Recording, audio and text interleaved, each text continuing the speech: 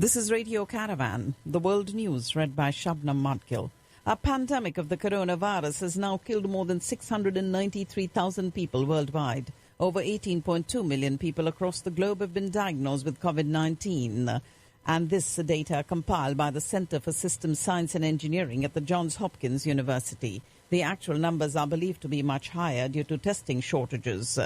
Since the first cases were detected in China in December, the United States has become the worst affected country with more than 4.7 million diagnosed cases and at least 155,469 deaths.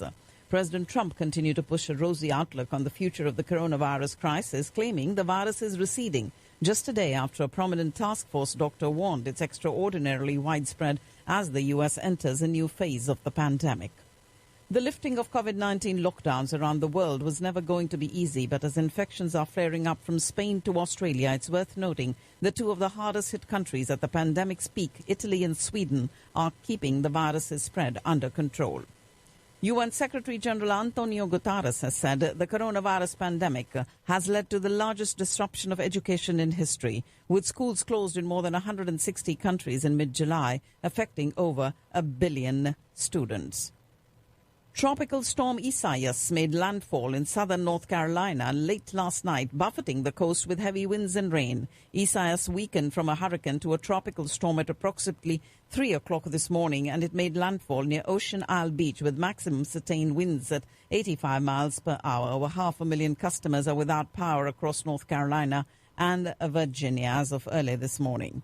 And a huge wildfire raging in Southern California is being estimated as the biggest blaze so far this year. The fire started at Oakland Road in Cherry Valley yesterday after a vehicle malfunction led to spewing burning carbon from its exhaust system. Record low moisture in the vegetation, low humidity and high temperatures aided the widespread of the fire, which has now spread over 20,000 acres. Nearly 2,260 firefighters backed by helicopters, water-dumping planes and trucks have been deployed to put out the fire. The drama of another primary day arrives today, and in many ways the contest across 5 states that stretch from the Midwest to the West Coast encompass the themes of the election cycle, from key tests for the progressive wing to the tightropes being walked by Senate Republicans and challengers in the era of President Trump. The races across Arizona, Kansas, Michigan, Missouri and Washington will showcase the dynamics at the fore of the 2020 season. President Trump claimed to have the authority to issue an executive order addressing the expected influx of mail-in voting in the November election and said he hadn't ruled out doing so in spite of the Constitution's expressly giving states the right to run their elections. Federal Judge Esther Salas has spoken for the first time publicly about a shooting at her own township home last month in which authorities say a disgruntled lawyer killed her son and seriously wounded her husband. In a video statement issued yesterday, she called for more privacy for federal judges in the wake of this July 19th attack at her home.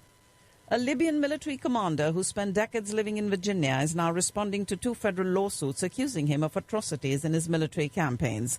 Khalifa Haftar leads the self-styled Libyan National Army. Once a lieutenant to Libyan dictator Muammar Gaddafi, he defected to the U.S. during the 1980s and spent many years living in northern Virginia. Israeli jets last night struck several Syrian military targets, including intelligence collection systems, observation posts, anti-aircraft artillery facilities, and command and control centers, according to the Israeli army.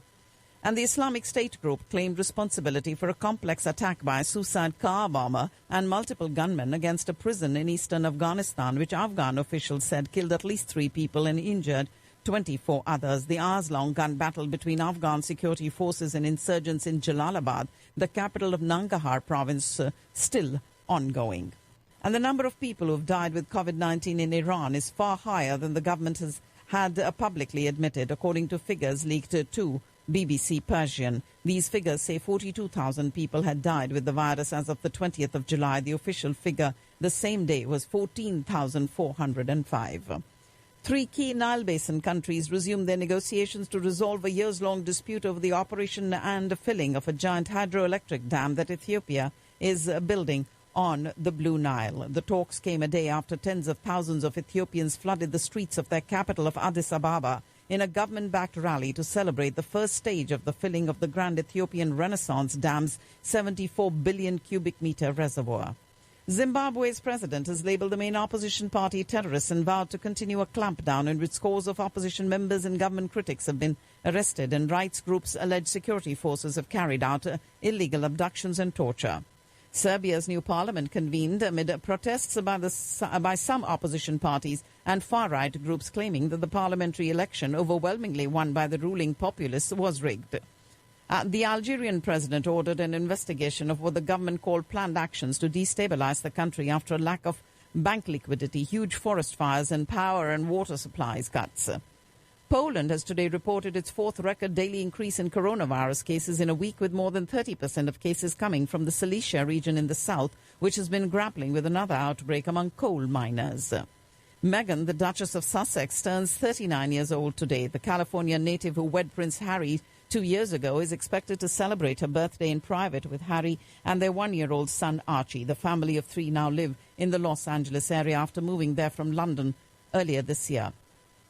Thousands of people took to the streets in Russia's far eastern city of Khabarovsk for the 24th consecutive day, continuing a rare spate of ongoing anti-Kremlin demonstrations in the region sparked by the arrest of a local politician.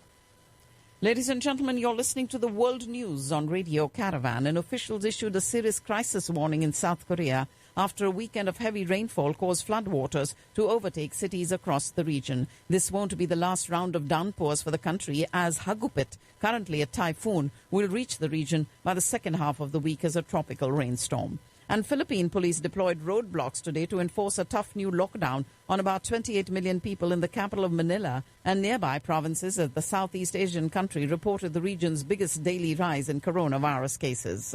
And speakers at a Thai anti-government protest demanded reforms to the monarchy of King Maha Vajiralongkorn, calling for its powers to be curbed in unusually frank public comments. Myanmar leader Aung San Suu Kyi today formally declared her intention to seek a second term in an election in November that is seen as a test of the Southeast Asian nation's tentative democratic reforms. And Sri Lankans are voting in parliamentary elections tomorrow that are expected to strengthen President Gotabaya Rajapaksa's grip on power. His party has campaigned for a strong government that will enable Rajapaksa to fulfill its presidential election pledges. And a World Health Organization team in China to probe the origins of COVID-19 had extensive discussions and exchanges with scientists in Wuhan, where the outbreak was first detected. China accused the United States of monitoring, harassing and willfully detaining Chinese students and researchers in the United States. And China could take aim at American journalists in Hong Kong if the U.S. doesn't renew visas for Chinese journalists.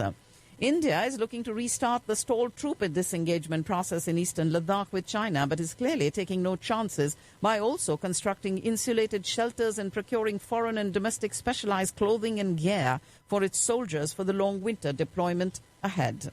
India's coronavirus tally stands at 1.8 million after posting 6 straight days of over 50,000 cases as of this morning. And India's COVID-19 tally increased with the 52,050 people testing positive for coronavirus infection in a day. More than 2 crore tests have been conducted, including more than 6.6 lakh tests in the last 24 hours.